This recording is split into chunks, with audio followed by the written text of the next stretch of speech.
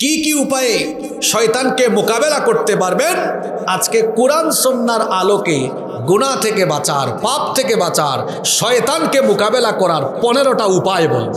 কদ আফলাহা মান যাক্কাহা ওয়া কদ খাবা মান দাসসাহা। অবশ্যই সফলকাম তারা নিজেদেরকে পরিশুদ্ধ পবিত্র অর্থাৎ ইবলিসের শয়তানের ওয়াসওয়াসা থেকে হেফাজত রেখে নিজেদেরকে সংশোধনের পথে, দিনের পথে রাখবে যারা, সফলকাম হয়ে যাবে তারা। বাংলাদেশের ঐতিহ্যবাহী জেলা কুমিল্লা জেলার দাউদকান্দি উপজেলার অন্তর্গত গৌরীপুর বাজারের নিকটবর্তী ঐতিহ্যবাহী গোপচৌর মরহুম চাঁদ মিয়া ফকিরের স্মরণে হাজী ওলিউল্লাহ নুরানি হাফিজিয়া মাদ্রাসা ও জামে মসজিদের যৌথ ব্যবস্থাপনায় আয়োজিত আজকের এই ওয়াজ ও দোয়া মাহফিলে মুহতারাম শ্রদ্ধাভাজন সভাপতি জনাব মোহাম্মদ সাঈদুর রহমান সাদেক আতালাল্লাহু আমরাহু ওয়া বারাকাল্লাহু ফি হায়াতিহি। আমরা সকলে পড়ি আমিন। আমার আগে দীর্ঘক্ষণ কোরআন সুন্নাহর আলোকে অত্যন্ত তথ্যবহুল এবং জ্ঞানগর্ভ আলোচনা পেশ করেছেন আপনাদের অত্র অঞ্চলের কৃতি সন্তান, আপনাদের গৌরব, আমাদের স্নেহভাজন হযরত মাওলানা মোহাম্মদ সাইদুল ইসলাম মাসউদ। বক্তব্য রেখেছেন বিশিষ্ট আলেমে দ্বীন হাফিজ মাওলানা মোহাম্মদ জসিমউদ্দিন চাঁদপুরি। আমার পরে বক্তব্য রাখবেন আজকের মাহফিলের সম্মানিত প্রধান আকর্ষণ, আমার অত্যন্ত প্রিয় ভাই নন্দিত মুফাসসিরে কোরআন মাওলানা ইনামুল হাসান বিন নূর হাফিজাহুমুল্লাহ ওয়া রাআহুম। আল্লাহ তাআলা আমার ভাইদেরকে হায়াতান তাইয়্যিবাহ সিহহাতান কুল্লিয়া দান করেন। আমরা সকলে পড়ি আমিন। মঞ্চে আমার ডানে বামে বসে আছেন অত্র অঞ্চলের সম্মানিত এবং বিশিষ্ট ব্যক্তিবর্গ। আমার আলোচনার আগে অত্যন্ত চমৎকার নাশিদ পরিবেশন করে আমাদের হৃদয়কে শানিত করেছেন বাংলাদেশের দুই প্রখ্যাত ইসলামী সঙ্গীত শিল্পী। দুজনই আমার অত্যন্ত প্রিয়, দুজনের নাশিদ আমি অত্যন্ত পছন্দ করি। জনপ্রিয় শিল্পী আবু উবায়দা এবং মাহমুদ আব্দুল কাদের। আল্লাহ আমার ভাইদের কণ্ঠের মধ্যে আরও বারাকা দান করুন এবং ইসলামী সংস্কৃতি গোটা বিশ্বময় ছড়িয়ে দেওয়ার জন্য আল্লাহ তাআলা তাদের উভয়কে কবুল করে নেন। আমরা সকলে পড়ি আমিন। আজকের এই মাহফিলে এসে উপস্থিত হয়েছেন আমার অত্যন্ত প্রিয় ভাই, যার আমন্ত্রণে আমি আজকের এই মাহফিলে এসেছি। আপনাদের এই অত্র অঞ্চলের কৃতি সন্তান, বিশিষ্ট ব্যবসায়ী এবং সৌদি প্রবাসী জনাব মোহাম্মদ বাবুল ওমর, তিনি সপরিবারে এসেছেন। আমরাও তার জন্য দোয়া করছি আল্লাহ তাআলা যেন তার পুরো পরিবারকে দ্বীনের জন্য কবুল করে নেন। আমরা সকলে পড়ি আমিন। আমার সামনে বসা পিতৃতুল্য সম্মানিত মুরব্বিয়ানে আযম, যুগে যুগে আল্লাহর জমিনে আল্লাহর দ্বীন প্রতিষ্ঠায় যারা অগ্রসেনানীর ভূমিকা পালন করেছেন, আমার কলিজার টুকরা প্রিয় যুবক, তরুণ এবং ছাত্র ভাইয়েরা, পর্দার আড়াল থেকে শ্রবণরতা সম্মানিতা মা এবং বোনেরা, উপস্থিত মিডিয়ার প্রিয় কর্মী এবং সাংবাদিক ভাইয়েরা, প্রশাসন এবং গোয়েন্দা সংস্থার সম্মানিত ভাইয়েরা, প্রিয় গোপচৌর দাউদকান্দি তথা আমার প্রিয় কুমিল্লাবাসী, আপনারা সবাই কেমন আছেন? আলহামদুলিল্লাহ। আমাদের সবাইকে সুস্থতার সাথে বাঁচিয়ে রেখে আজকের এই সুন্দর বরকতময় এবং নান্দনিক এই আয়োজনে আমাদেরকে শামিল হওয়ার তৌফিক যিনি দান করেছেন, গলার আওয়াজ বড় করে সবাই বলেন তো তিনি কে? সেই মহান রবের জন্য হৃদয়ের সবটুকু ভালোবাসা, আবেগ, অনুভূতিকে উজাড় করে দিয়ে খুশি মনে প্রাণবন্ত আওয়াজে উচ্চ কণ্ঠে কালিমাতুশ শুকর আদায় করে আমরা সকলেই পড়ছি আলহামদুলিল্লাহ।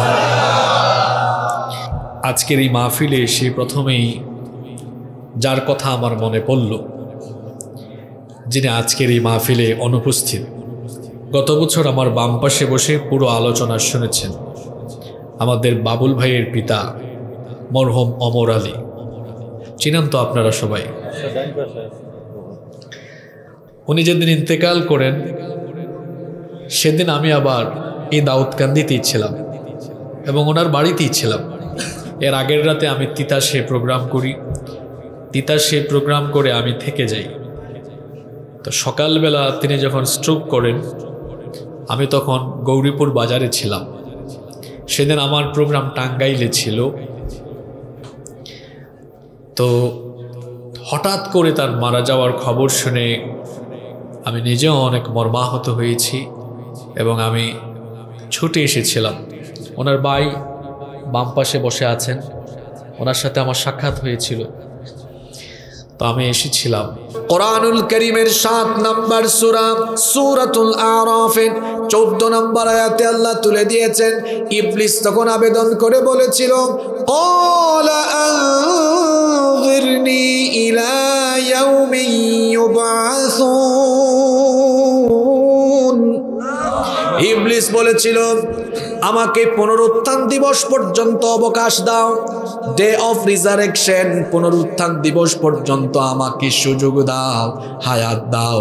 আল্লাহ তাআলা তখন বললেন, ইন্নাকা মিনাল মুনযারিন, ঠিক আছে, তোর আবেদন কবুল করে তোকে আমি অবকাশ প্রাপ্তদের কাতারে শামিল করে দিলাম। কিয়ামত পর্যন্ত শয়তানের সুযোগ পেয়ে ইবলিস এবার কি বলল শোনেন। ইবলিস তখন আল্লাহ তাআলাকে বলল, ফাবিমা আগওয়াইতানি লাআকুদান্না লাহুম সিরাতাকাল মুস্তাকিম। যে আদমের কারণে তুমি আমাকে জান্নাত থেকে বের করে দিয়েছ, সেই আদম এবং আদমের সন্তানদেরকে সোজা পথে চলা, সোজা পথের নাম হলো ইসলাম। জোরে বলেন, সোজা পথের নাম কি? যে আদমের কারণে আমাকে জান্নাত থেকে বের করে দিয়েছ, সেই আদম এবং আদমের সন্তানদেরকে সোজা পথে চলতে বাধা দেওয়া, এটাই হবে আমার প্রধান কাজ, এটাই হবে আমার দায়িত্ব, এটাই হবে আমার কর্তব্য। আদমের সন্তানদেরকে আমি কি করে ধোঁকা দিব, কেমনে আমি তাদের বিরুদ্ধে অ্যাকশন চালাবো, আমার অ্যাকশনের নমুনা কেমন হবে? সে তখন আল্লাহকে বলেছিল, সুম্মা লাআতিয়ান্নাহুম মিন বাইনি আইদিহিম ওয়া মিন খালফিহিম ওয়া আন আইমানিহিম ওয়া আন শামাইলিহিম ওয়া লা তাজিদু আকসারাহুম শাকিরিন। ইবলিস বলেছিল, আমি এই আদমের সন্তানদেরকে সামন দিক থেকে, পিছন দিক থেকে, ডান দিক থেকে, বাম দিক থেকে, কোনো দিক কি বাকি আছে নাকি? জোরে বলেন, বাকি আছে নাকি? বাচ্চাদের মতো কথা শুনবেন না, মনোযোগী হয়ে শুনেন। সবগুলো কথা কোরআনের আয়াত দিয়ে দিয়ে বলছি। ইবলিস বলল, তোমার বান্দাদেরকে আমি সামন দিক থেকে, পিছন দিক থেকে, ডান দিক থেকে, বাম দিক থেকে, অর্থাৎ চতুর্দিক থেকে সর্বনাশী হামলা, সর্বনাশী প্রতারণার জাল বিস্তার করে এদেরকে আমি জাহান্নামমুখী বানিয়ে ফেলবো। তাহলে আমাদেরকে আল্লাহর গুলামি থেকে ফিরায়া জাহান্নামের পথে ধাবিত করা, এটা ছিল ইবলিসের ওয়াদা। কার সাথে? আরো জোরে বলেন, কার সাথে? সেই শয়তানের ধোঁকায় যারা পড়ে যাবে, শয়তানের ওয়াসওয়াসায় যারা পড়ে যাবে, এদের দুনিয়া যাবে, দুনিয়া তাদের ধ্বংস হবে, আখিরাত ধ্বংস হবে।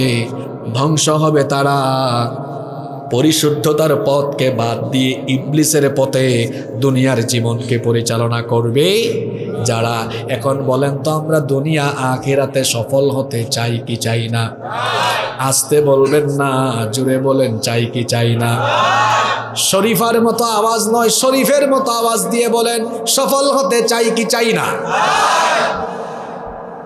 সফল হতে হলে শয়তানকে মোকাবেলা করতে হবে। শয়তান আমাদের বন্ধু না দুশ্মন? যারা বললেন না শয়তান কি তাদের ফ্রেন্ড নাকি? শয়তান আমাদের বন্ধু না দুশ্মন? শয়তানের বয়স আমাদের চেয়ে কম না বেশি? বুদ্ধি বেশি। দেখছেন কারবার? বুদ্ধিও বয়সও তার সাথে কুলাইতে পারবেন আপনি? বয়সও বুদ্ধিও এই শয়তান আমাদের সবচেয়ে বড় দুশমন, কারণ আল্লাহ কোরআনে বলেছেন ইন্নাহু লাকুম আদুউম মুবিন, নিশ্চয়ই সে তোমাদের প্রকাশ্য দুশমন, বড় শয়তান। এই শয়তান আমাদেরকে ধোঁকা দিয়ে দিয়ে দিয়ে দিয়ে পাপ করাইয়া জাহান্নামে নিতে চায়। আমরা সফল হতে হলে শয়তানের ধোঁকা থেকে, পাপ থেকে বেঁচে থাকতে হবে। গুনাহ থেকে বেঁচে যদি আমরা দুনিয়া থেকে বিদায় হতে পারি, গুনাহমুক্ত জীবনযাপন করবে যারা, আল্লাহর রহমত পাবে তারা, জান্নাত পাবে তারা। সুবহানাল্লাহ। গুনাহমুক্ত জীবন আপনারা চান তো? পাপ মুক্ত জীবন আপনারা চান তো? পাপ থেকে বাঁচার জন্য, গুনাহ থেকে বাঁচার জন্য আপনাকে এই শয়তানের দেখানো তরিকা মোকাবেলা করে জীবনযাপন করতে হবে।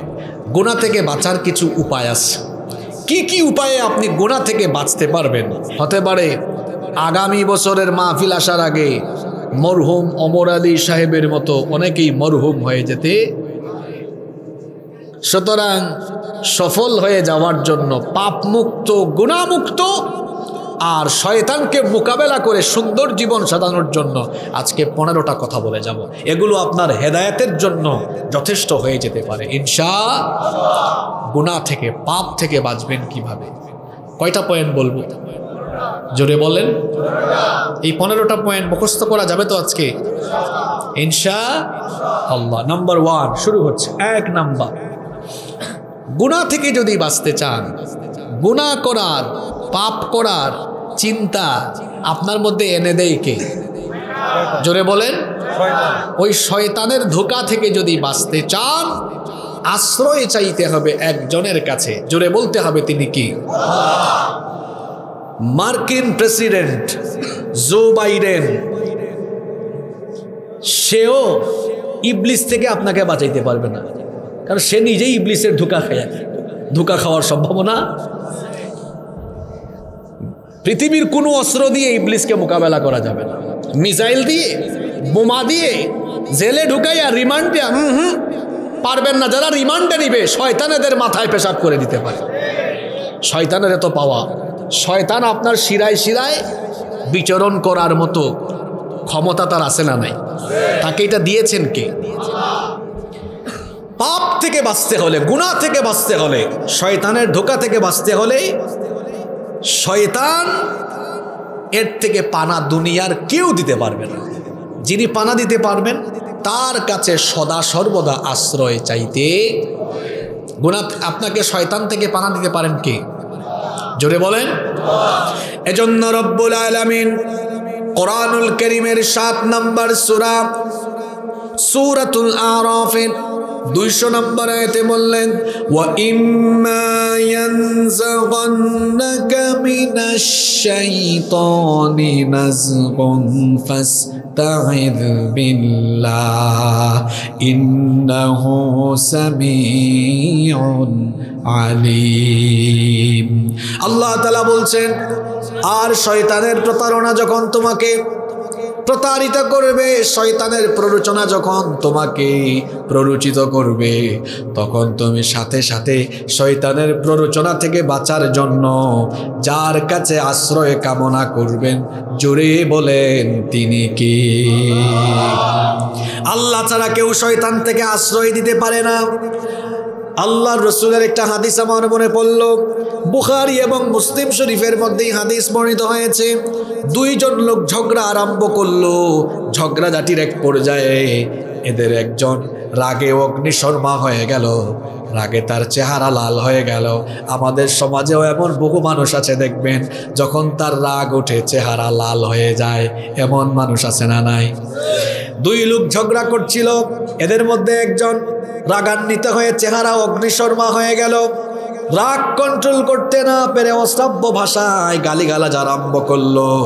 আল্লাহর নবী যখন এই চিত্র দেখলেন, আল্লাহর নবী তখন বললেন, ইন্নী লা আ'লামু কালিমাতান লাউ ক্বালাহা লাযাহাবা আনহু মা ইয়াজিদ। নিশ্চয়ই আমি এমন একটি বাক্য জানি, এই বাক্যটি যদি আল্লাহর এই বান্দা পাঠ করে নেয় তাহলে তার রাগ খুব এবং তার মধ্যে যে শয়তানি ঢুকা এসেছে এটা যিনি দূর করে দিবেন তিনি কি? নবীজি তখন বললেন, সেই বাক্যটা হলো, এই বাক্যটা আপনারাও সবাই জানেন। নবীজি তখন বললেন, সেটা হলো আউযু বিল্লাহি মিনাশ শাইতানির রাজিম। এই মেডিসিন আজকে নিয়ে যান। এই যুবক ভাইয়েরা শোনেন, আমার হাতে এটা কি? জোরে বলেন। রাত 12টার পরে গার্লফ্রেন্ডের সাথে কথা বলতে মন চায়, একদিন আজকে শুধু যখনই গার্লফ্রেন্ডের সাথে কথা বলতে ইচ্ছে হয়েছে, একবার শুধু আউযু বিল্লাহি মিনাশ শাইতানির রাজিম পরে দেখেন মনের সব শয়তানি চলে যায়। আউযু বিল্লাহ শুনলে শয়তান থাকে না, পালায়? জোরে বলেন। তো শয়তান যদি চলেই যায় তো গার্লফ্রেন্ডের সাথে কথা বলার জন্য খুঁচানোর কেউ আছে আর? জোরে বলেন। খুব রাগ উঠে গেছে আপনার। রাগ নিয়ন্ত্রণ করা এটা কিন্তু অনেক বড় একটা কোয়ালিটি। রাগের মাথায় কোনোদিন সিদ্ধান্ত নেবেন না। অনেকে আছে বউ তালাক দিয়ে আইসা কয়, হুজুর বউ তালাক দিয়ে দিছি, তোদের রাগ কইরা দিছি, এটা কি হবে? পাগলা মানুষ তো রাগ কইরাই বউ তালাক। খুশি হইয়া কি কেউ তালাক দেয়? জোরে বলেন। রাগের মাথায় কোনোদিন কোনো সিদ্ধান্ত নেবেন না। রাগের মাথায় যে সিদ্ধান্ত নেওয়া হয় বেশিরভাগ ক্ষেত্রে ওই সিদ্ধান্ত সঠিক হয় না, ভুল হয়। রাগের মাথায় সিদ্ধান্ত নেবেন না। মাথা যখন গরম, মেজাজ যখন গরম, তখন কেউ ফোন দিলে ফোন রিসিভ করবেন না। তার সাথে উল্টাপাল্টা আচরণ হওয়ার সম্ভাবনা আছে না নাই? রাগের মাথায় নিজের বিবির সাথেও বেশি কথা বলতে যাইয়েন না। রাগের মাথায় কারোর সাথে কথা বলবেন না। আর রাগকে যিনি নিয়ন্ত্রণ করতে পারেন তিনি হলেন প্রকৃত মানুষ। আপনি যখন রাগান্বিত হয়ে যাবেন, দাঁড়ানো থাকলে বসে যাবেন, বসায় থাকলে শুয়ে যাবেন। রাগের মাথায় চুপচাপ থাকার চেষ্টা করেন। রাগের মাথায় কোনো সিদ্ধান্ত নেওয়া এটা কোনো মুমিনের স্বভাব হতে পারে? বেশিরভাগ মারামারি হয় রাগারাগির কারণে, দ্রুত সিদ্ধান্ত নেওয়ার কারণে, ঠিক কি না? এজন্য রাগ উঠলেই তাড়াতাড়ি কোনো ডিসিশন নেওয়া যাবে না। রাগ উঠেছে, আপনাকে আজকে মেডিসিন দিলাম কোরআন থেকে, সাথে সাথে কি পড়বেন? আপনারা বলবেন হুজুর এই আমল, এটা তো সহজ আমল। আমলটা সহজ, কিন্তু আপনি তো করেন না। মোবাইল হাতে নিয়েছেন, পর্নোগ্রাফি দেখতে মন চায়, রাতের বেলা থ্রিলার ওয়েব সিরিজ দেখতে মন চায়, আল্লাহর কসম ওই সময় আউযুবিল্লাহ পরের শয়তান চলে যাবে, তখন ইচ্ছে করবে রাতে তাহাজ্জুদ পড়তে। শয়তানের ধোঁকা থেকে, গুনাহ থেকে, পাপ থেকে বাঁচার 1 নাম্বার মেডিসিন নিলাম। শয়তান থেকে দুনিয়ার প্রধানমন্ত্রী, প্রেসিডেন্ট, পুলিশ, র্যাব কেউ রক্ষা করতে পারবে না। একজন পারবেন, জোরে বলেন তিনি কি? সে আল্লাহর কাছে পানা চাওয়ার জন্য একটা বাক্য আমাদেরকে নবীজি শিখিয়ে দিলেন, আউযু বিল্লাহি মিনাশ। এই প্যান্ডেলেও যদি শয়তান কাউরে খুঁচায়, আসেন শয়তান বিদায় কইরা দেই। সবাই আমরা সমস্বরে গলা ছেড়ে দিয়ে পড়ি, পড়েন আউযু বিল্লাহি মিনাশ শাইতানির রাজিম। শয়তান থাকবে না, চলে গেছে ইনশাআল্লাহ। নাম্বার 2 পয়েন্টগুলো খেয়াল রাখবেন। গুনাহ থেকে বাঁচার জন্য, পাপ থেকে বাঁচার জন্য, শয়তানের ধোঁকা থেকে বাঁচার জন্য অন্তরে সবসময় একজনের জিকির জারি রাখবেন। যার জিকির জারি রাখবেন তিনি কে? আমার দেশে উল্টাপাল্টা অনেক জিকির আছে। অনেকে আছে আল্লাহর জিকির বাদ দিয়া কত জাতের জিকির করে, আছে না নাই? দেখলে মনে হয় হাঁফানি রুগী, তার হাঁফানি হয়েছে। উক্কুর উক্কুর করতে কে বলেছে? কিছুক্ষণ ডানে। আবার কেউ কেউ আছে আল্লাহর জিকির বাদ, আল্লাহর নামও নাই, শেরালি, মেরালি, বদনা, টাকি, ল্যাংটা, ডাল, চাল, আছে না নাই? আল্লাহকে বাদ দিয়ে যারা অন্য কারো জিকির করে এরা মুশরিক, এরা আল্লাহর সাথে শিরক করে। একজন ইমানদার সে দুঃখের দিনেও বলে আল্লাহ, সুখের দিনেও বলে আল্লাহ, সুস্থতায়ও ডাকে আল্লাহ, অসুস্থতায়ও ডাকে আল্লাহ, ভালো সময়ও ডাকে আল্লাহ, খারাপ সময়ও ডাকে আল্লাহ। আল্লাহ হচ্ছেন আমাদের সবচাইতে আপনজন। কারণ দুনিয়ার কেউ আমাদের ডাকে সাড়া না দিলেও আমাদের ডাকের সাড়া যিনি দান করেন তিনি কে? এজন্য জিকির হবে কার? আল্লাহ তাআলা বলেছেন আমার জিকির করলে আমিও তোমার জিকির করব।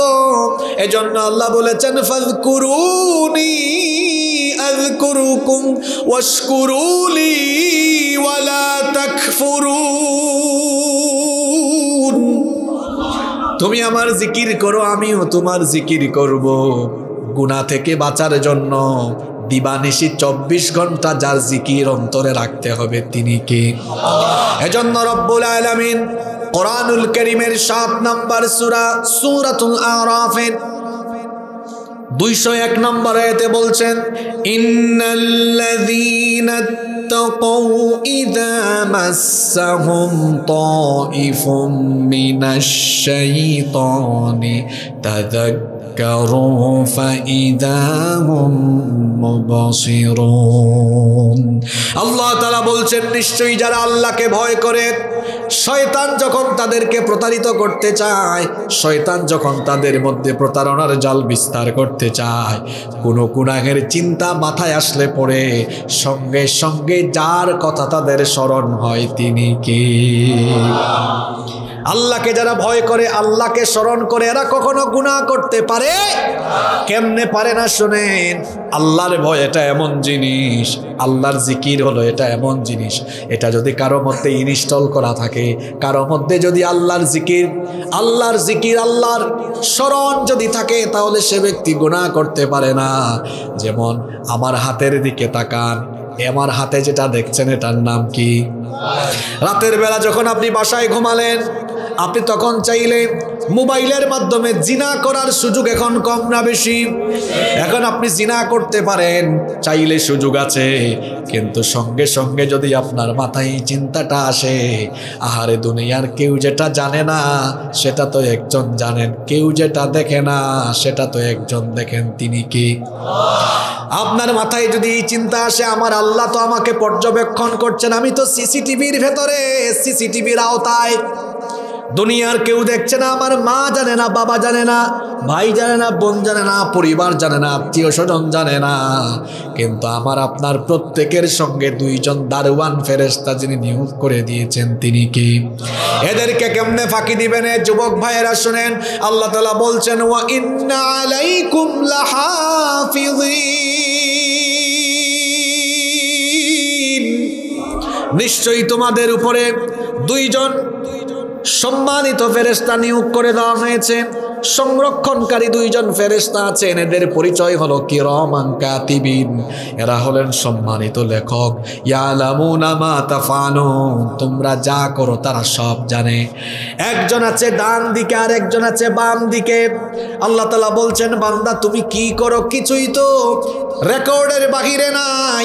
মা ইয়ালফিদু মিন কওলিন ইল্লা লাদাইহি রাকীবুন আতীদ, এমন কোনো কথা তোমার জবান দিয়ে বের হয় না যেটা রেকর্ড হয়ে যায় না, সব রেকর্ড হয়।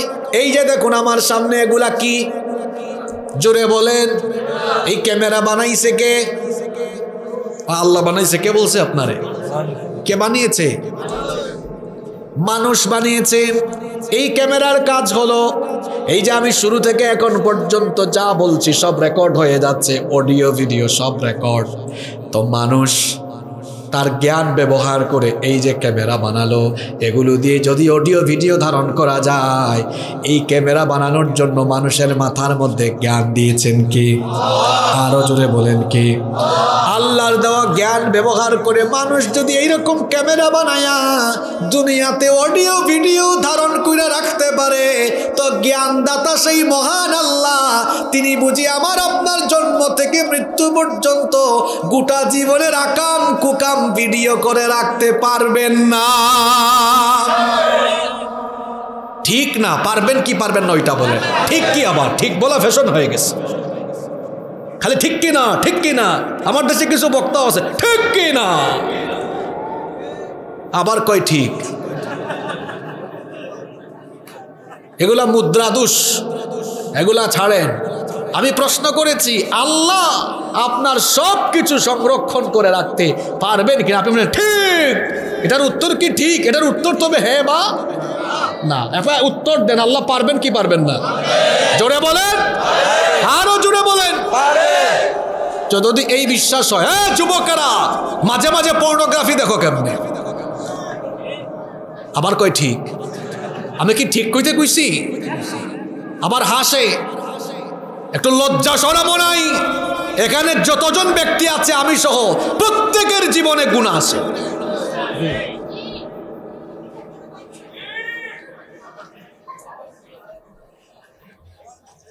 আপনার অতীত জীবনে হয়তো এমন কোনো গুনাহ আছে, যদি একটা রেকর্ড খালি ফাঁস হয়, ইজ্জত থাকবে? দুনিয়ায় যদি বেইজ্জতের এত আশঙ্কা থাকে, আখিরাতে যদি হাজার হাজার কোটি কোটি উম্মতের সামনে এগুলো আল্লাহ ফাঁস করে দেন, কি হবে? চিন্তা করেছেন? নিজের বিবেককে প্রশ্ন করেন মি আপনি? আবার কই ঠিক?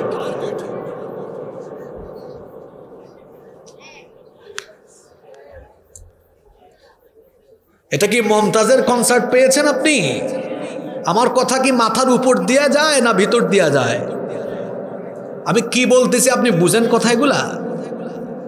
হ্যাঁ যুবকেরা, তুমি যে হাসো, আমার মুখটা তো খারাপ করে দিলা। তুমি যে গোপনে গোপনে লুচ্চামি বদমাইশি করেছো, তোমার লুচ্চামি, তোমার বদমাইশি এলাকার মানুষ জানে না। মনে রাখো, আল্লাহর সিসিটিভি ক্যামেরায় তোমার সব লুচ্চামি রেকর্ড হয়ে গেছে। তুমি এখানে হাসতেছো, এই রেকর্ড যদি বাজানো হয় কি করবা তুমি বলো?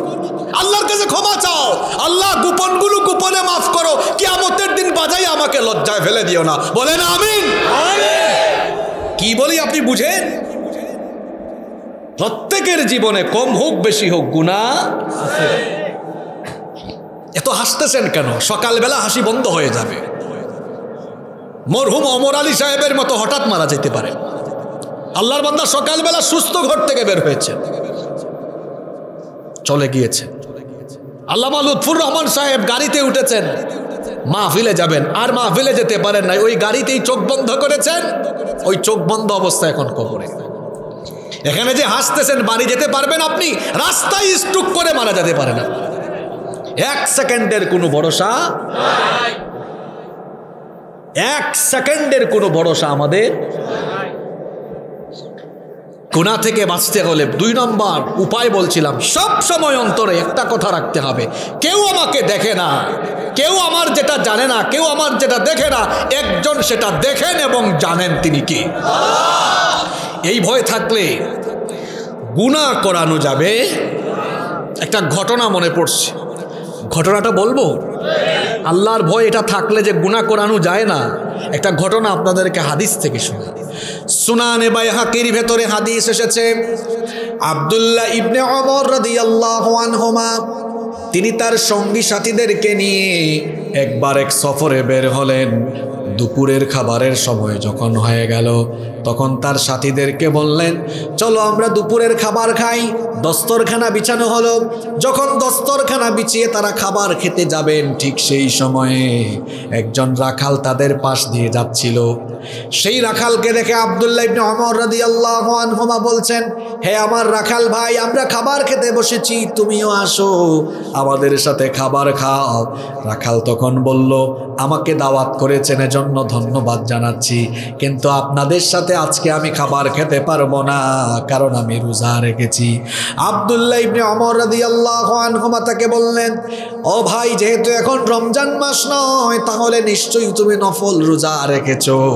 আজকে প্রচণ্ড তাপমাত্রা, খুব গরম পড়েছে, মরুভূমির রুক্ষ আবহাওয়া। সৌদি আরব বা মধ্যপ্রাচ্যের দেশগুলোতে গেলে দেখবেন প্রচণ্ড তাপমাত্রা, ভয়াবহ গরম। মরুভূমিতে তুমি পশুর পাল নিয়ে এসেছো, এই গরমের মধ্যে হয়তো তোমার কষ্ট হচ্ছে। তুমি রাখাল মানুষ, সব সময় ভালো ভালো আইটেমের খাবার দাবারও পাও না। আসো আমাদের সাথে বসে খাবার খাও, আমাদের সাথে ভালো ভালো মেনু আছে, আর নফল রোজা ভাঙলেও তো কোনো অসুবিধা হবে না। এসো, বসো, আমাদের সাথে খাবার খাও। ওই রাখাল তখন বলল, আপনার কথা মতো তো আমি রোজা ছাড়তে পারবো না, কারণ আমি তো ওই 0 দিনের জন্য আমল করছি, যেদিন আমল ছাড়া অন্য কোনো কিছুই মানুষের কাজে লাগবে না। শোনেন শোনেন, মনোযোগ দিয়ে শোনেন, ঘটনা কোন দিকে যাচ্ছে।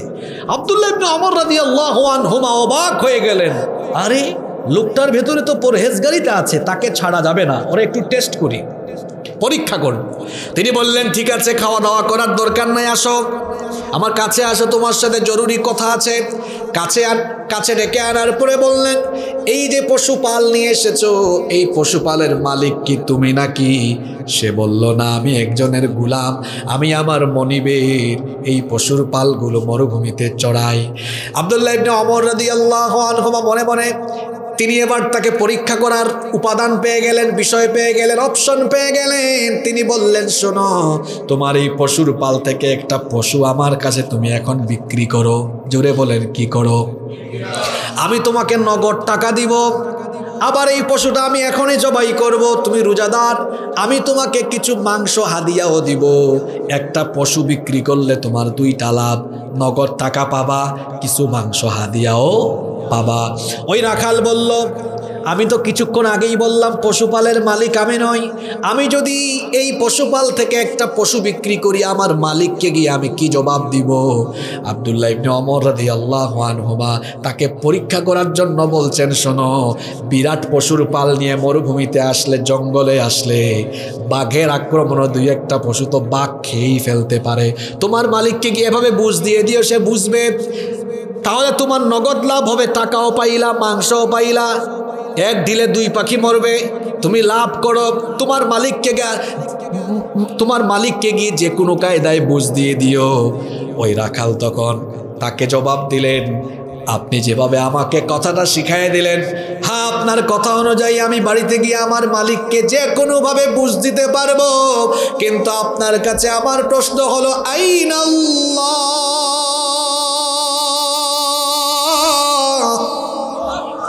আপনার কাছে প্রশ্ন হলো, আমার মালিক, আপনার মালিক, আমার মালিকেরও মালিক, সেই বিশ্বজাহানের মালিককে তো ধোঁকা দেওয়া কারো দ্বারা সম্ভব না।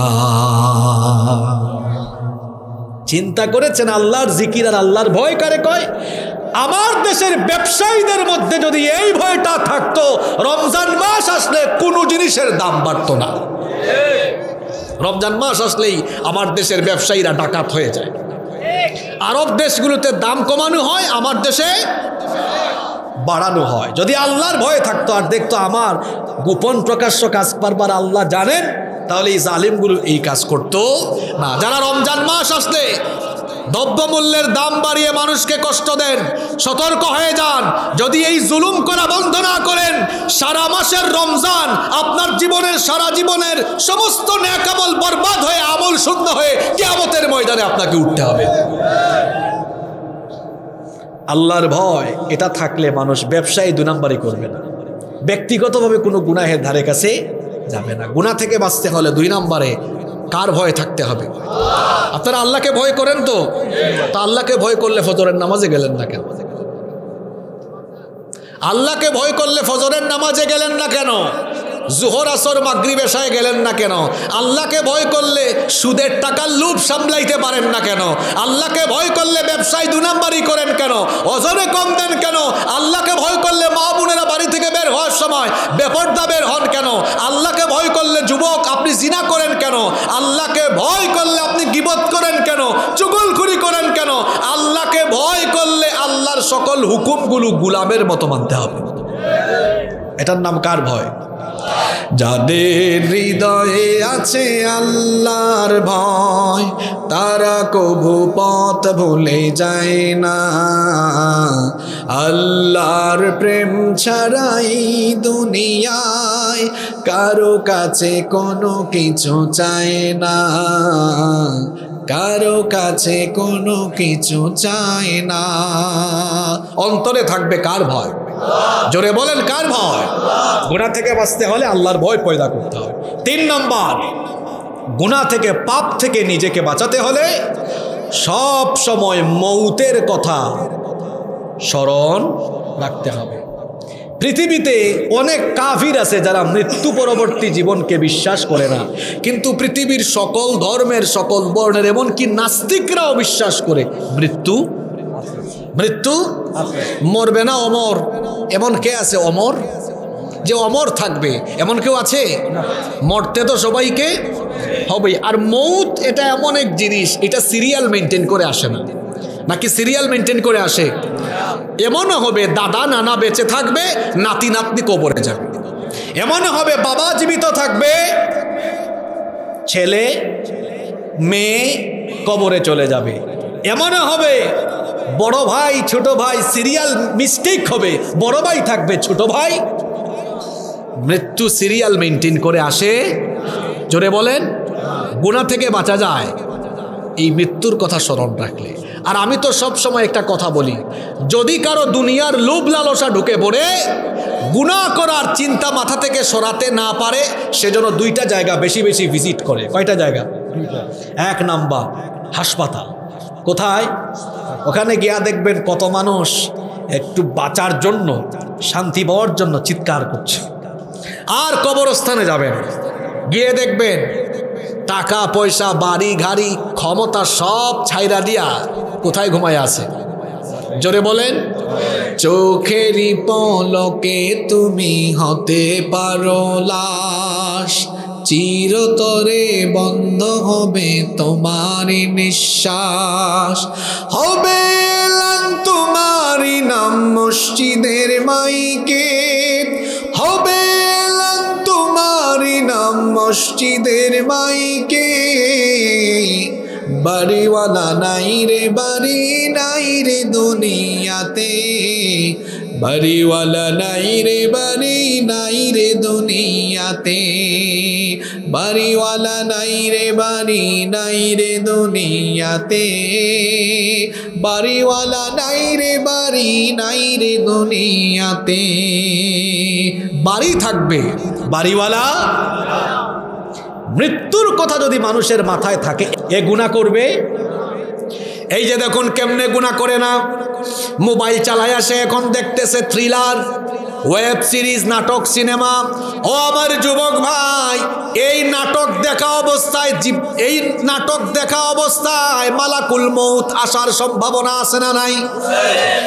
অনেক যুবকের মধ্যে এই অভ্যাস আছে, রাতের বেলা সে আজে বাজে ভিডিও দেখে কাপড় চোপড় নাপাক বানিয়ে নাপাক শরীরে ঘুমায়া যায়, নাপাক অবস্থায় ঘুমায়, পেশাবের পরে পবিত্র হয় না, অপবিত্র হয়ে ঘুমায়। এই যে অপবিত্র হয়ে ঘুমায়, আবার অনেকে আছে কানের মধ্যে ইয়ারপড বা হেডফোন লাগিয়ে গান শুনতে শুনতে ঘুমায়, মুভি দেখতে দেখতে ঘুমায়, নাপাক শরীরে ঘুমায়া যায়। ও আমার ভাইয়েরা, মনোযোগ দিয়ে শোনেন, যুবক ভাইদেরকে কথাগুলো বেশি গুরুত্বের সাথে আমি বলছি। আল্লাহর হাবিব বলেছেন, ইউবাসু কুল্লু আবদিন আলা মা মাতা আলাইহি, প্রত্যেক মানুষ ওই অবস্থায় হাসরের ময়দানে যাবে যে অবস্থায় সে মারা যাবে। এখন আপনি যদি নাপাক হয়ে মারা যান, আপনি যদি গান শুনতে শুনতে মারা যান, জিনা করতে করতে মারা যান, আজে বাজে জিনিস দেখতে দেখতে মারা যান, চিন্তা করেন তো হাসরের ময়দানে অবস্থাটা কি হবে। কবরে যে শাস্তিগুলি হয় তার মধ্যে পেশাব করে যারা পবিত্র হয় না, কবরে এদের উপরে বিশেষ করে আযাব হয়। অনেক মানুষের স্বভাব আছে পেশাব করে পবিত্র হয় না। বড় দুঃখের কথা, কিছুদিন আগে আমি এক মাহফিলে গেলাম, তো মাহফিলের সভাপতি সাহেব মোনাজাতের আগে বললেন, হুজুর আমার এলাকায় এই মাহফিলটা 25 বছর ধরে হয়। আমার দুঃখ লাগে, আমি সভাপতি আজকে কয়েক বছর, মাহফিল থেকে ফেরার সময় দেখি অনেক যুবকেরা রাস্তার ধারে দাঁড়ায়া দাঁড়ায়া পেশাব করে, অনেকে আছে আবার পেশাব করে উঠে যায়, পবিত্র হয় না। এই চিত্র ভালো না খারাপ? এই যে নাপাক থাকে, পবিত্র হয় না, নাপাক ব্যক্তির সাথে ফেরেশতা থাকে না, শয়তান থাকে। আরো জোরে বলেন, কে থাকে?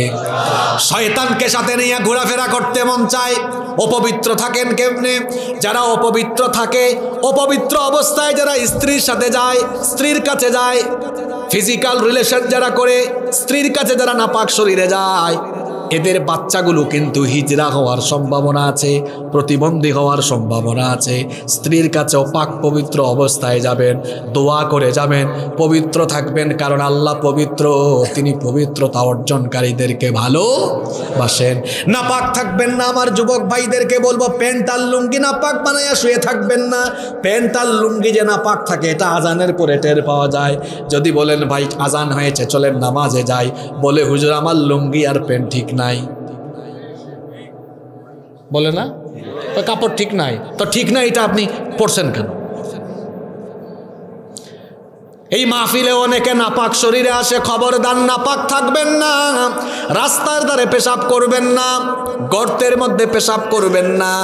এগুলোতে জিনের রাস্তা না থাকে, জিন বদজিন আপনার উপরে আসর করতে পারে।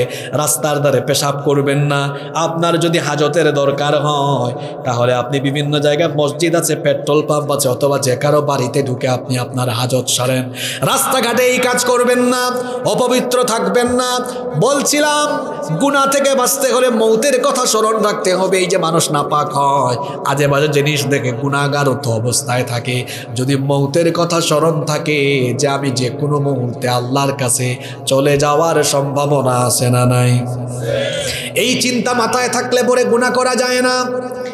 এই চিন্তা মৌতের কথা যদি মাথায় থাকে, পাপ থেকে নিজেকে বিরত রাখা যায়। আহারে এই চিন্তাটা যদি আমাদের মাথায় থাকতো, আমার সময় ফুরিয়ে যাচ্ছে, সময় শেষ হয়ে যাচ্ছে, তাহলে আমরা অমনোযোগী হতাম না। এখন এসএসসি পরীক্ষা চলে, মাদ্রাসায় দাখিল পরীক্ষা চলে, কওমি মাদ্রাসায় বেফাকের পরীক্ষা চলে। পরীক্ষার সময়ে প্রশ্ন হাতে পাওয়ার পরে একজন পরীক্ষার্থীর জন্য 3 ঘন্টা সময় থাকে। ভালো ছাত্ররা প্রশ্ন হাতে নিয়ে ঘড়ির দিকে তাকায়, সময় চলে যাচ্ছে, সময় সে যেভাবে কাজে লাগায়। আমার আপনার জন্য দুনিয়াটা হলো পরীক্ষার হল। এখানেও আমার সময় চলে যাচ্ছে, সময় ফুরিয়ে যাচ্ছে, কবরের কাছে আমরা চলে যাচ্ছি। এই কবরে যাওয়ার আগে ভালো ছাত্র যেমন প্রত্যেকটা সময়কে সে তার এক্সাম হলে কাজে লাগায়, এমনি করে ভালো মোমেনরা, প্রকৃত ইমানদারেরা একটা মুহূর্ত নষ্ট করে না, প্রত্যেকটা মুহূর্ত আল্লাহর গুলামি করে কাটায়। মৌতের কথা স্মরণ রাখতে হবে। নবীজিকে জিজ্ঞেস করা হয়েছে, মান আকিয়াসুন নাস ওয়া আহজামুন নাস, সবচেয়ে বুদ্ধিমান কে, সবচেয়ে চালাক কে? আপনাদেরকে বললে উত্তর দিবেন হুজুর যে কম বয়সে মাল কামাই ফেলছে, সে হইল সবচেয়ে বুদ্ধিমান। নবীজিকে প্রশ্ন করা হলো, নবীজি সবচেয়ে চালাককে, বুদ্ধিমানকে? নবীজি কি উত্তর দিয়েছেন শুনেন। নবীজি বলেছেন, আকসারুহুম যিকরাল লিল মাউতি ওয়া আশাদ্দুহুম ইসতি'দাদাল লিল মাউতি ক্বাবলা নুজুলিল মামাত। সবচেয়ে বুদ্ধিমান হলো সেই ব্যক্তি যে ব্যক্তি মৃত্যুর কথা বেশি বেশি স্মরণ করে, মৃত্যু পরবর্তী জীবনের জন্য দুনিয়ার জীবনে বেশি বেশি নেক আমল করে, যে সবচাইতে চালাক এবং বুদ্ধিমান সে। সুবহানাল্লাহ। গুনাহ থেকে বাঁচতে হলে কোন জিনিসটার কথা স্মরণ রাখতে হবে? মৃত্যু। এই মৃত্যু অবধারিত, আসবে, এখন হোক পরে হোক, আজ হোক কাল হোক, আসবেই আসবে। নাম্বার 4, গুনাহ থেকে বাঁচতে হলে নফসের গুলামি ছেড়ে দিতে হবে। আপনাদের কষ্ট হচ্ছে? নফসের গুলামি ছেড়ে দিতে হবে। মন যা চায় সেটা করা যাবে। মন চায় পাশের বাড়ির জরিনাকে একটা মেসেজ দেই, পাশের বাড়ির সকিনাকে একটু টিজ করি, মন চায় আমি একটু সুদে টাকা দেই, মন চায় একটু ঘুষ খাই, মন চায় একটু বাবা খাই, মন চায় একটু নেশা করি, মন চায় এইটা করি ওইটা করি। মন যেটা চায় সেটা করা যাবে না, নফসের গুলাম হওয়া যাবে না। গুলাম হতে হবে কার? ফজরের আজান হয়েছে, মন চায় আর একটু ঘুমাই, আর আল্লাহ চান আমি নামাজে যাই। যে ব্যক্তি মনের চাওয়াকে প্রাধান্য দিয়ে নামাজে গেল না, সে হলো নফসের গুলাম। আর যে ব্যক্তি আল্লাহর চাওয়া প্রাধান্য দিয়ে মসজিদে গেল, সে কার গুলাম? আপনি যদি গুনাহ থেকে বাঁচতে চান, নফসের গুলামি ছেড়ে দিতে হবে, আল্লাহর গুলামি করতে হবে, আল্লাহকে ভয় করতে হবে, তাহলে আপনার জন্য জান্নাত রেখেছেন কি? এজন্য আল্লাহ তাআলা বলছেন, ওয়া আম্মা মান খাফা মাকামা রাব্বিহি ওয়া নাহান নাফসা আনিল হাওয়া ফাইন্নাল জান্নাতা হিয়াল মাওয়া। আর যে ব্যক্তি নফসের কামনা বাসনা থেকে নিজেকে সেফ রেখে আল্লাহকে ভয় করে, আল্লাহর সামনে দাঁড়ানোকে ভয় করে জীবনযাপন করে, ওই ব্যক্তির জন্য জান্নাতকে আবাসস্থল যিনি বানিয়ে দিবেন, গলার আওয়াজ বড় করে বলেন তিনি কি? হ্যাঁ যুবকেরা, আপনারা বলেন নফসের গোলাম হবেন না আল্লাহর গোলাম হবেন? মন যা চায় আমি তাই করব না। মন চায় একটু ডিজে স্টাইলে মোটরসাইকেল চালাই। এখন বেশিরভাগ ছেলেরা মোটরসাইকেল অ্যাক্সিডেন্ট করছে। আমার এলাকার এক ছেলে মোটরসাইকেল অ্যাক্সিডেন্ট করে আজকে 11 দিন চোখ বন্ধ, এখনো হুশ আসে, তার মা বাপ পাগল হয়ে যাচ্ছে। এই ঢাকা চিটাগং হাইওয়েতে আমরা প্রায় সময় যাতায়াত করি, কেমনে যে চালায়, একবার ডাইনে কাইত আর একবার বামে কাইত। মোটরসাইকেল অ্যাক্সিডেন্ট বড় মারাত্মক, মাথার খুলি উড়ে যায়, মারা গেলে হাত পা একদিকে, মগজ একদিকে, এরকম অবস্থা হয়। বেঁচে থাকলে পঙ্গুত্ব বরণ করে। সেদিন নোয়াখালীতে এক মাহফিলে গিয়ে দেখি এক ছেলে 21-22 বছর বয়স, পা একটা নাই। বললাম কি হয়েছে? কয় অ্যাক্সিডেন্ট হয়েছে মোটরসাইকেল। যুবক ভাইদেরকে বলছি, এত তাফালিং করো না, এত পাকপাকুম করে গাড়ি চালায়ও না। রহমানের বান্দারা ভদ্র হয়ে চলাফেরা করে। ওয়া ইবাদুর রহমানিল্লাযীনা ইয়ামশুনা আলাল আরদি হাওনা। রহমানের বান্দা হলো তারা জমিনের বুকে নম্রতা ভদ্রতার সাথে বিচরণ করে, যারা মুরব্বী রাস্তায় দাঁড়ায় আছে, মুরব্বীর পাশ দিয়ে দেখা যায় মোটরসাইকেল হুট করে চালায় চলে যায়। আছে না নাই? তো গতিবেগ কমাও, ধীরে ধীরে চলাফেরা। মন যেটা চায় সেটা করা যাবে না। গুনাহ থেকে বাঁচতে হলে নফসের গোলামি ছেড়ে দিতে হবে। 5 নাম্বার, এটা বড় গুরুত্বপূর্ণ কথা। 5 নাম্বার, গুনাহ থেকে বাঁচতে হলে একা একা থাকা বন্ধ করতে হবে। একা একা থাকা যাবে না।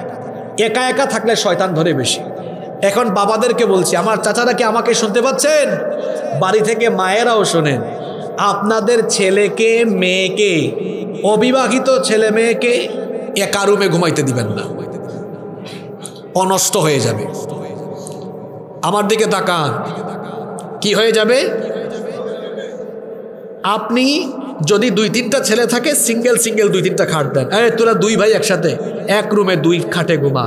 তখন বড় ভাই ছোট ভাইয়ের লজ্জায় সে রাতের বেলা মোবাইলে আজে বাজে কিছু করবে, ছোট ভাইও বড় ভাইয়ের লজ্জায় কিছু করবে।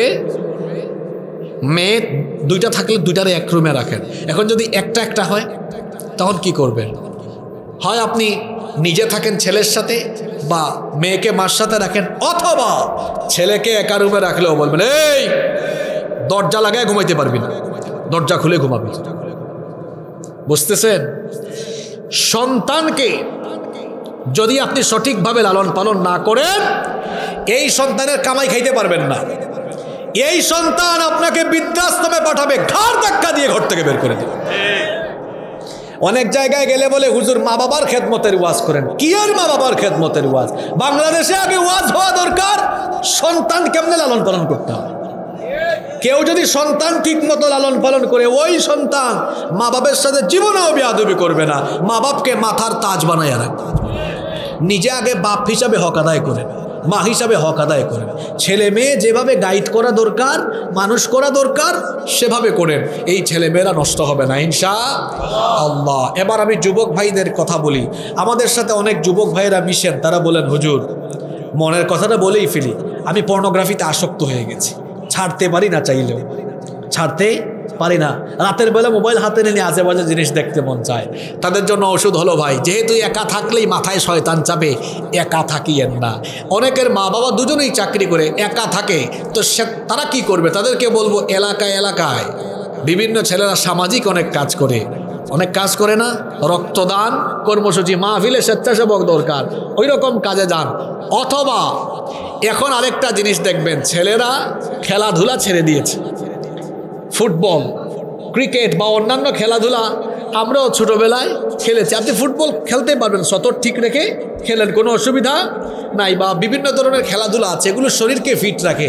এখনকার তরুণ যুবক অনেকে আছেন, এরা তরুণ বয়সে তরুণ হলেও এরা কিন্তু আসলে বুড়া, মানে বুড়া মানুষের চাইতেও আরও খারাপ। কোনো এনার্জি নাই, শরীর পানির মতো হয়ে গেছে, সারাদিন মোবাইলের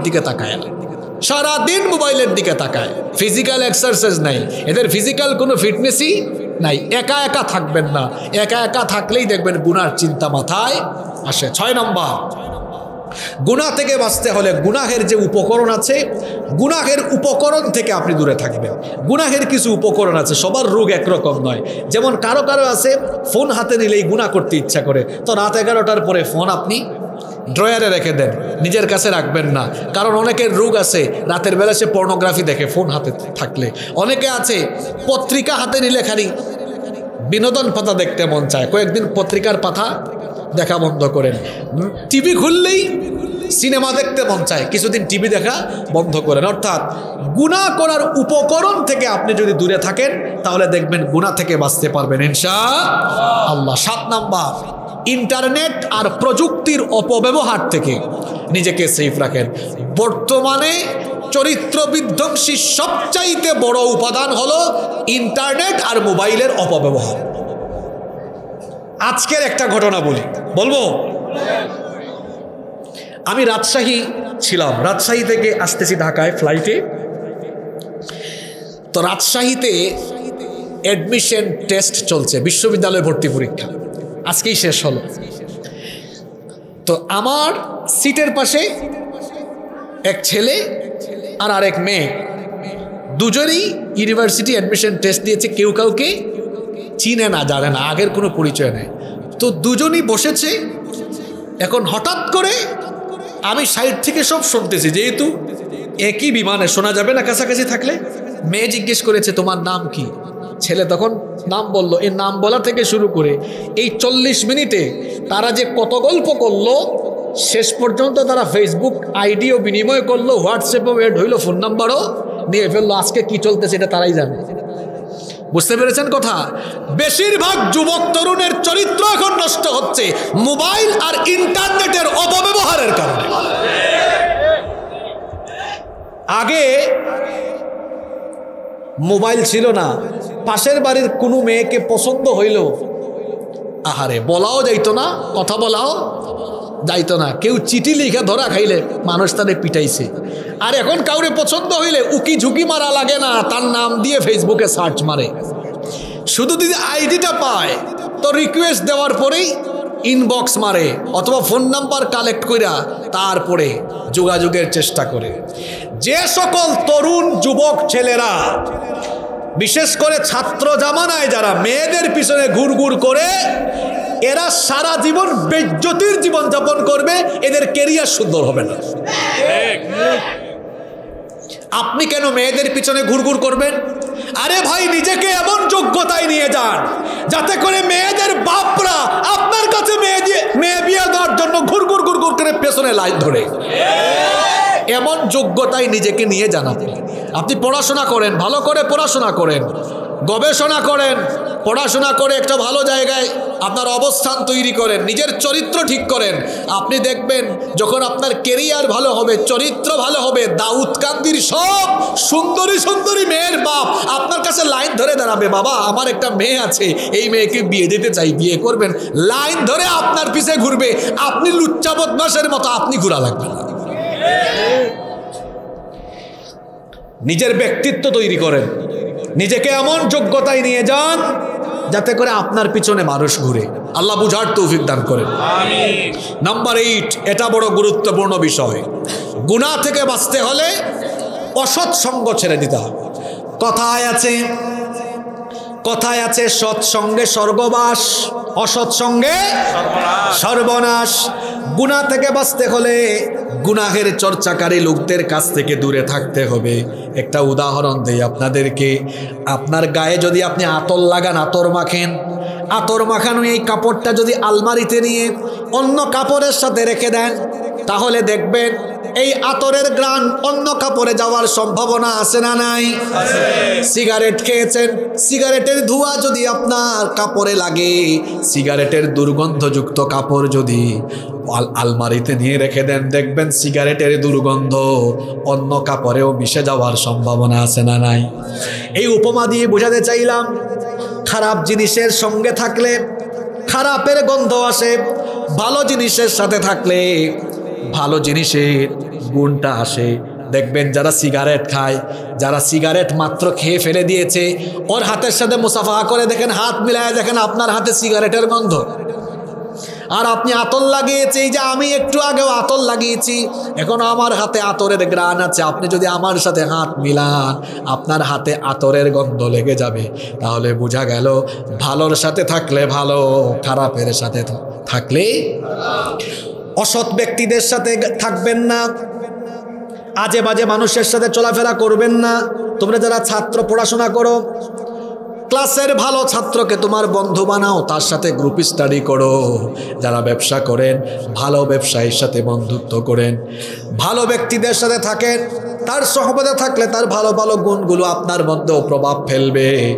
আর আপনি যদি অসৎ ব্যক্তিদের সাথে চলেন, কিয়ামতের দিন এটার জন্য আপনাকে আফসোস করতে হবে।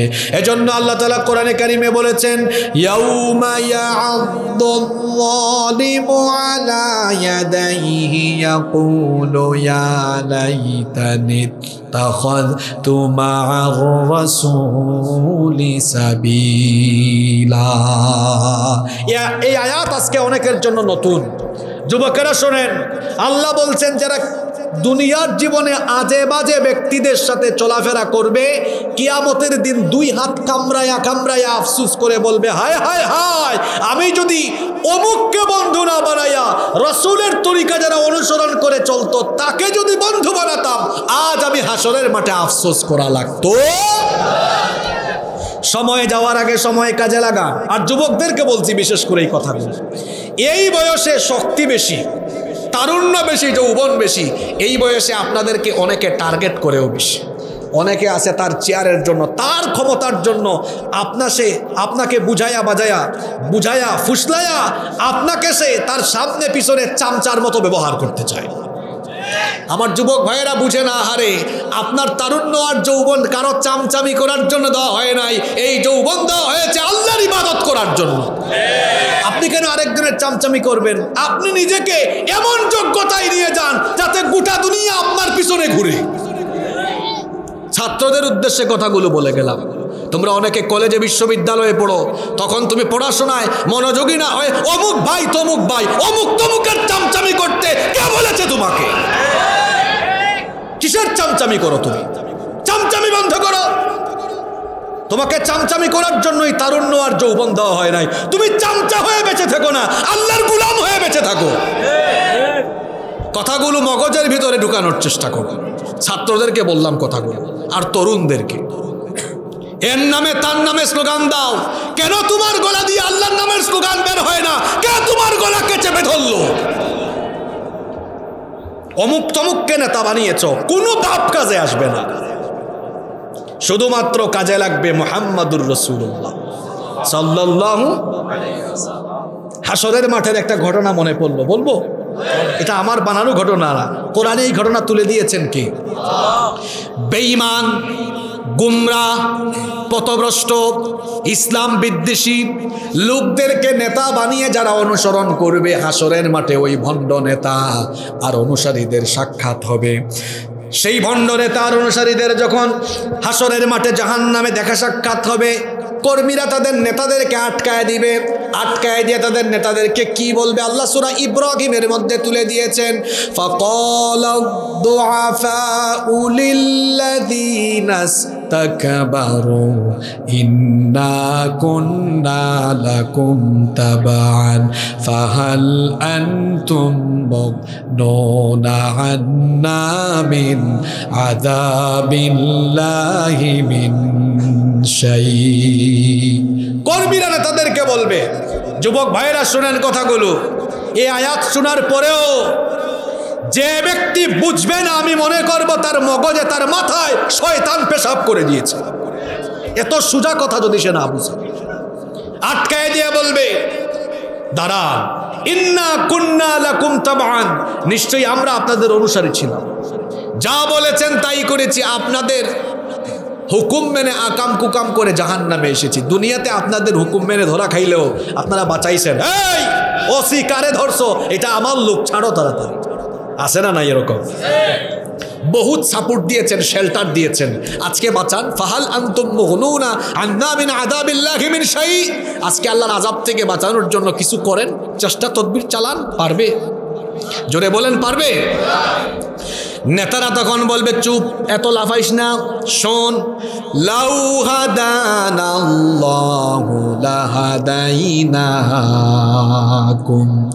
আল্লাহ যদি আমাদেরকে হেদায়াত দিতেন তাহলে আমরাও তোদেরকে হেদায়াত দিতাম।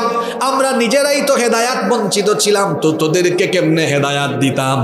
আজকে আমাদেরকে দোষারোপ করে এখানে লাফালাফি করো না। নেতারা তখন বলবে, সাওয়াউন আলাইনা আজাজিনা আম সাবারনা মা লানা মিন মাহিস। আজকে ধৈর্য ধরো আর না ধরো, এই জাহান্নামে তোমাদের অবস্থা আর আমাদের অবস্থা সাওয়া, মানে সমান সমান। কর্মীরা মানবে না, তারা বলবে না আমরা এটা মানি না। আল্লাহ বলবেন কে আবার কি মানো না? কর্মীরা তখন বলবে আল্লাহ আমাদের নেতারা বলে আজ নাকি তাদের আর আমাদের আযাব সমান সমান, আমরা এটা মানি না। আল্লাহ বলবেন তো তোমরা কি চাও? তখন কর্মীরা তাদের ভণ্ড নেতাদের বিরুদ্ধে আল্লাহর কাছে আবেদন করবে দুইটা। জোরে বলেন কয়টা?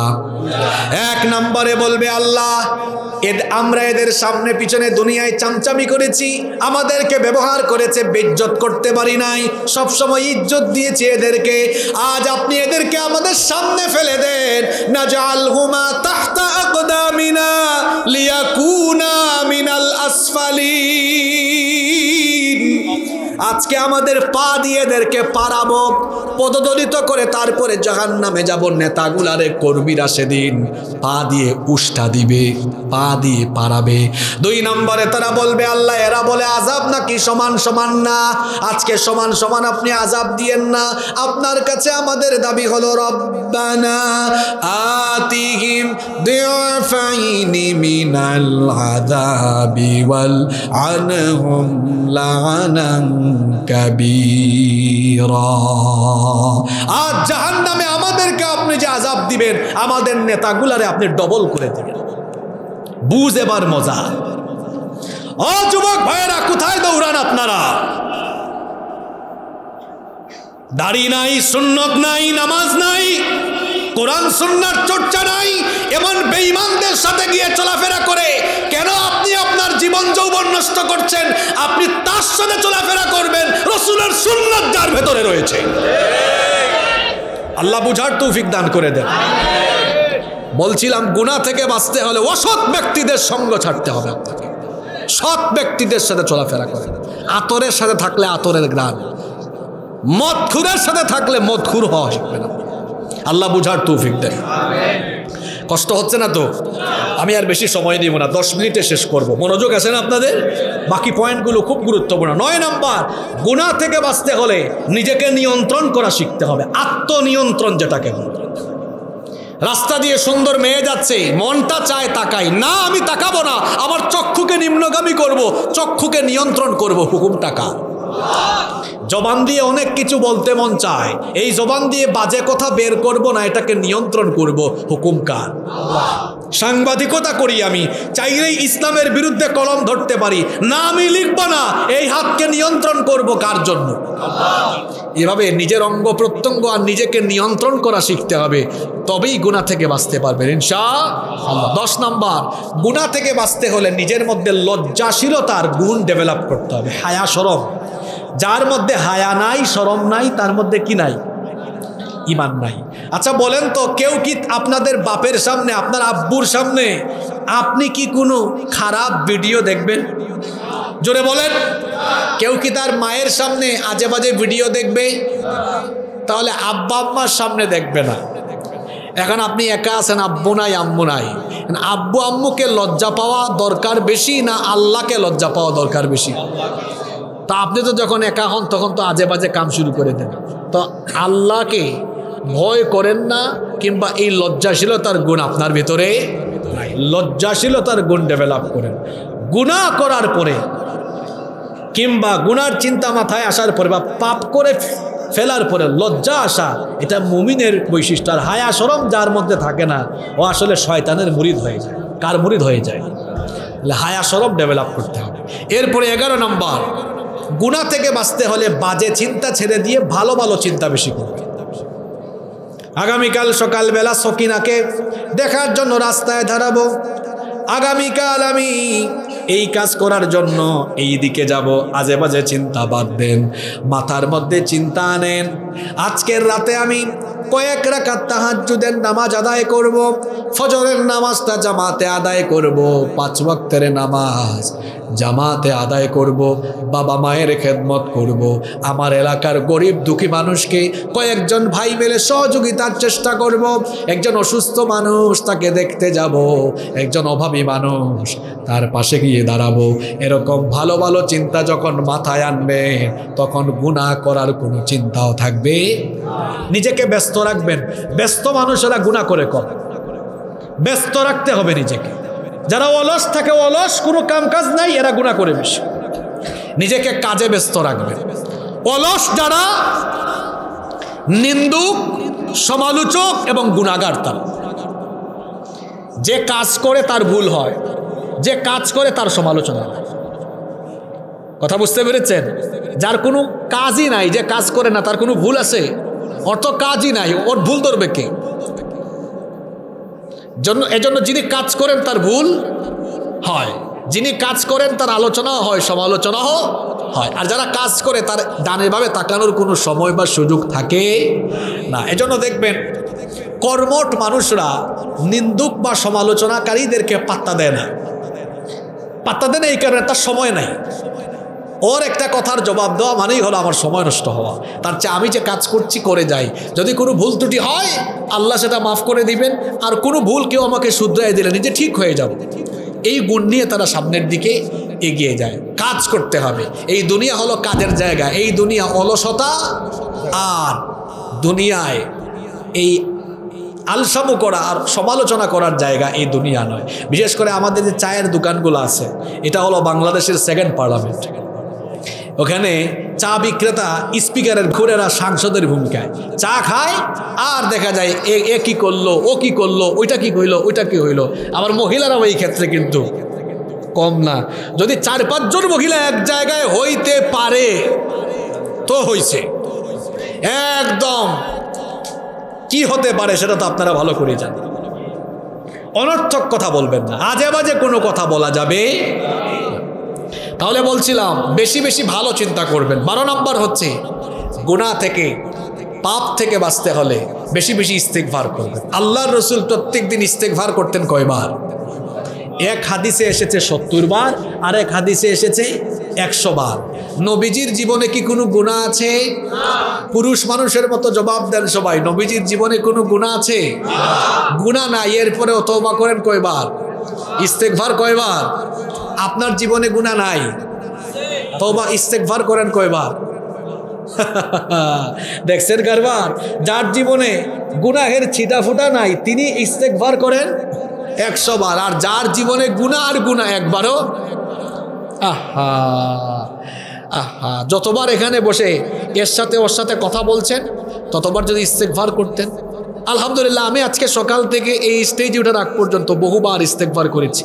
100 পর্যন্ত যাওয়ার চেষ্টা করেছি। প্রতিদিন 100 বার ইস্তেগফার করবেন। গাড়িতে আছেন, বাড়িতে আছেন, পথে আছেন, ঘাটে আছেন, যেখানে আছেন একটু পরপর আস্তাগফিরুল্লাহ, আস্তাগফিরুল্লাহ, আস্তাগফিরুল্লাহ। আমার একটা ঘটনা মনে পড়ছে, বলবো? আপনারা তো কি বলেন আঞ্চলিক ভাষায়, কয়া লইতাম নাকি? কয়া লইতাম। এক বুজুর্গ ব্যক্তি গাড়িতে উঠেছেন। কোথায় উঠছেন? গাড়িতে উঠছেন। উনি কিছুক্ষণ পর পর বলে আস্তাগফিরুল্লাহ, আস্তাগফিরুল্লাহ, আস্তাগফিরুল্লাহ। আমরা জানি বাহনে উঠলে দোয়া করতে হয় বিসমিল্লাহি মাজরেহা ওয়া মুরসাহা ইন্না রাব্বি লাগফুরুর রহিম। অথবা আমরা আরো পড়ি সুবহানাল্লাযী সাখখারা লানা হাযা ওয়া মা কুন্না লাহু মুকরিনিন ওয়া ইন্না ইলা রাব্বিনা লামুনকালিবুন। তো এই দোয়া করে তো তিনি উঠেছেন, ঠিক আছে, কিন্তু বসে আছেন, কিছুক্ষণ পর পর পরেন আস্তাগফিরুল্লাহ। পাশের সিটের প্যাসেঞ্জার জিজ্ঞেস করলো, আচ্ছা আপনি কিছুক্ষণ পর পর আস্তাগফিরুল্লাহ পড়েন কেন? তিনি জবাব দিয়েছেন সূরা আনফালের 33 নম্বর আয়াত দিয়ে, ওয়া মা কানাল্লাহু মুআযযিবাহুম কি ইযহুম ইস্তাগফিরুন। না, এর অর্থ হলো আল্লাহ তাআলা ইস্তেগফাররত বান্দাদের উপরে আযাব গজব দেন না। এই কথা দিয়ে তিনি তারে বুঝালেন, দেখো ভাই, আমি গাড়িতে আছি, এখানে রিস্ক কম না বেশি? যে কোনো মুহূর্তে দুর্ঘটনা হতে পারে কি পারে না? তিনি বলেন আমি গাড়িতে বসেই শুধু এটা পড়ি না, গাড়িতে, বাড়িতে, পথে ঘাটে, যেখানেই হোক আমি সারাক্ষণ ইস্তেগফার করি। কারণ দুনিয়াতে সেফ জোন নাই। দুনিয়াতে কোনো সেফ জায়গা আছে? বাড়িতে কি, বাড়িটা কি সেফ? ওখানে তো আরো বড় দুর্ঘটনা ঘটার জায়গা। রাতের বেলা ভূমিকম্প হয়ে একদম চাপা পড়ে মারা যাওয়ার সম্ভাবনা আছে না নাই? বাড়িতেও রিস্ক, গাড়িতেও রিস্ক, রাস্তাঘাটে সব জায়গায় রিস্ক আছে। তিনি বললেন যে যেহেতু গোটা দুনিয়ায় রিস্কি জোন, আল্লাহ কোরআনে ওয়াদা করেছেন ইস্তেগফারকারীদেরকে আল্লাহ আযাব গজব দেন না।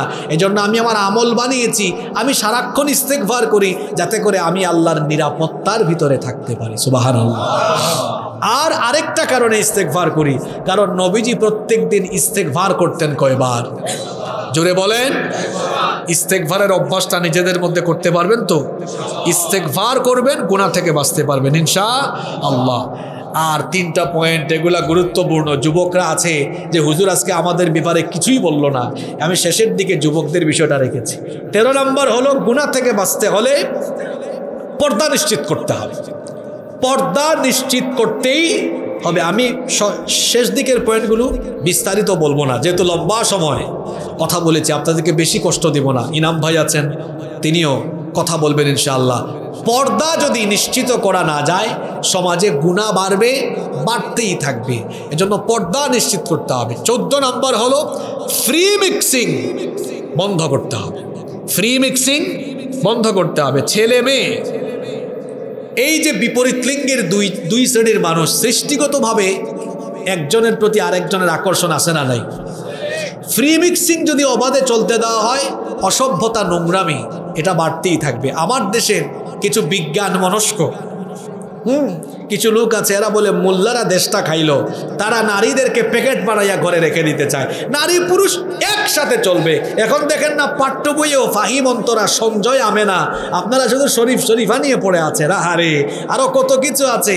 ছেলে মেয়েদেরকে একসাথে বন্ধু বানাইতেছে, হাত ধরায় ধরে হাঁটাইতেছে।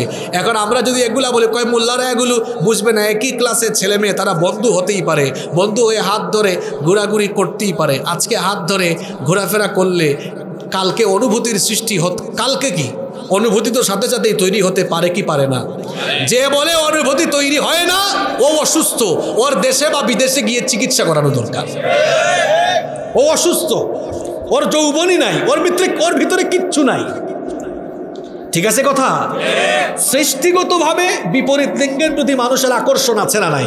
শুধু মানুষ কেন, যে কোনো প্রাণীরই বিপরীত লিঙ্গের প্রতি আকর্ষণ আছে। এজন্য তো ফ্রি মিক্সিং ইসলামে নিষিদ্ধ। যদি গুনাহ বন্ধ করতে চান, ফ্রি মিক্সিং বন্ধ করতে হবে। আর শোনেন, আজকে যে ঘটনা দেখলাম, একটু আগে বললাম,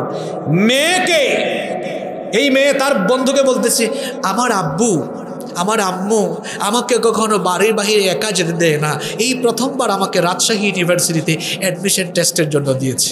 আরে বাপ রে বাপ, আমি শুনা বলতেছি, এক সুযোগেই তো তুমি কাম বানায় ফেলছো। কি কাম বানাই ফেলছে না? একদম আধা ঘন্টা সুযোগ পেয়ে যদি এই হয়, ভর্তি পরীক্ষা 2-3 দিন দিতে যাইয়া কি যে করছে, আল্লাহু আলাম, আল্লাহই ভালো। লিল্লাহি তাকবীর, লিল্লাহি তাকবীর।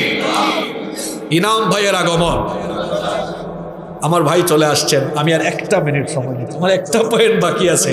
15 নম্বর হচ্ছে, গুনাহ থেকে যদি সমাজকে বাঁচাতে চান, যুবকদেরকে বাঁচাতে চান, তাহলে কম বয়সে তাদেরকে বিয়ে দিতে হবে। হ্যাঁ, এখন তাদের ওয়াজ আসছে, কি দিতে হবে? আমি প্রায় সময় একটা কথা বলি, শোনেন শোনেন, আমার দিকে তাকান। 45 বছরের ভিতরে, 40 থেকে 45 বছরের ভিতরে যারা নাতি নাতনি পাবে, এরা জীবনকে এনজয় করে। কথা বুঝেন নাই? জীবন টাকা দিয়ে পয়সা দিয়ে শুধু জীবনকে উপভোগ করা যায় না।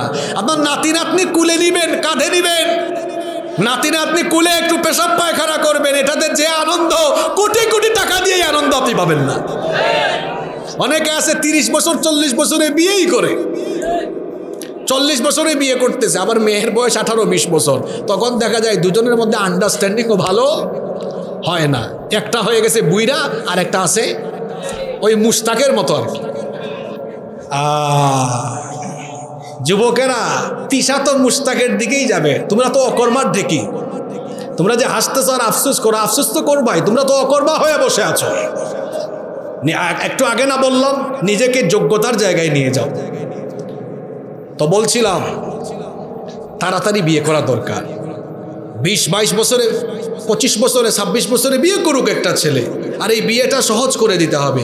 যদি সে 25-26 বছরে বিয়ে করে 50 বছরের আগে দেখা যাবে তার নাতি নাতনিও পেয়ে গেছে। ও যদি 35-40 বছরে বিয়ে করে তো ও বুড়া হওয়ার আগে তার ছেলে মেয়েকেও বিয়ে দিতে পারবে কিনা সন্দেহ আছে।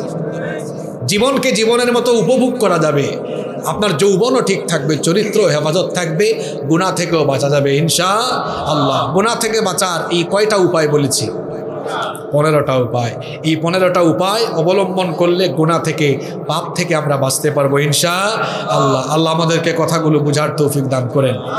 আমি আমার ইনাম ভাইয়ের সামনে সরাসরি দুঃখ প্রকাশ করছি, আসলে মাহফিল আজকে অনেক দেরি হয়ে গেছে, তবে এই অঞ্চলের শ্রোতারা অনেক অ্যাক্টিভ, আবার প্রধান অতিথিও আছে। এখন আজকে প্রধান অতিথি আমিও না, আপনিও না, কেউ না, প্রধান অতিথি এখানে তবারুক আছে, ঠিক বলছি না?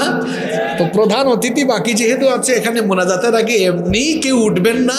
আমার ইনাম ভাই অনেক সুন্দর আলোচনা করেন, আমরা ইনাম ভাইয়ের আলোচনা শুনে মোনাজাত করে প্রধান অতিথি গ্রহণ করে তারপরে বাড়ি যাব ইনশাআল্লাহ। আমার বাবুল ভাইয়ের জন্য দোয়া করবেন, এই মাহফিলের জন্য ছুটে এসেছেন প্রবাস থেকে, তার পরিবারের জন্য দোয়া করবেন। মাহফিলের শুরুতে ওনার বাবার কথা বলেছি, ওনার বাবার জন্য দোয়া করবেন। আল্লাহ আমাদের সবাইকে কবুল করুন। আমরা এখন ইনাম ভাইয়ের আলোচনা শুনবো ইনশাআল্লাহ। আসসালামু আলাইকুম ওয়া রাহমাতুল্লাহি ওয়া বারাকাতুহু।